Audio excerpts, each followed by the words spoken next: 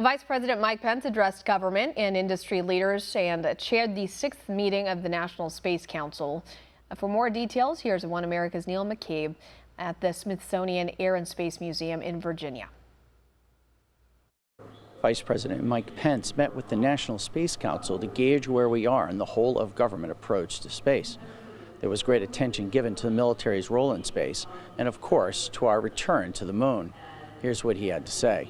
You know, it was 3 years ago that a candidate for president came alongside his new running mate, and he said to me, you know, this thing called the National Space Council has lain dormant for more than 25 years, and I was wondering if you'd like to follow the tradition of past vice presidents and chair a renewed National Space Council.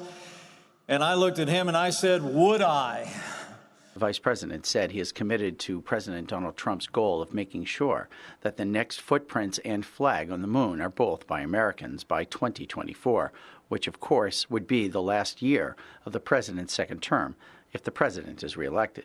Another twist is that Pence said he was committed to making sure that the next mission to the lunar surface will put the first woman on the moon.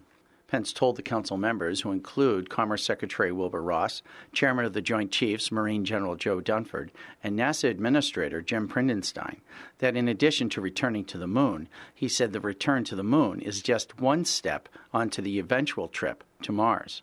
Bridenstine told the vice president that art historian Victoria Coates, who works for the National Security Council at the White House, gave him a way to remember the two-step goal. These aren't just M&Ms. These are President Trump M&Ms, not just any M&Ms here. And I said, now, what is that all about? And she said, M and M, moon and Mars.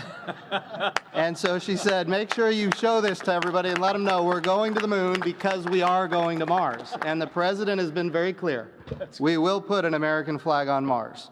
So, Mr. Vice President, you can have the M&Ms. On the business side, Commerce Secretary Wilbur Ross reported to the vice president that the space business is booming. 2018 was the first year there were more than 100 space rocket launches worldwide, he said.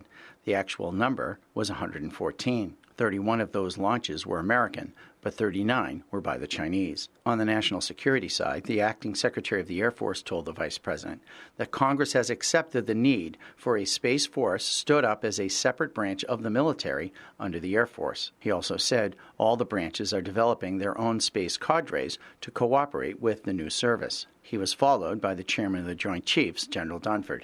And I'm confident that the focus that a single service will bring to bear on space is going to have a profound difference. In the 1960s and 70s, missions to the moon were under the name Apollo. In Greek mythology, Apollo had a female twin, which is why the next phase of lunar exploration is under the name of the goddess, Artemis. Neil W. McCabe, One American News at the Air and Space Museum, Chantilly, Virginia. Want to see more videos like this? Click on the link below and subscribe to One American News on YouTube. And call your cable provider and kindly demand that One American News is added to your lineup. Call and subscribe today.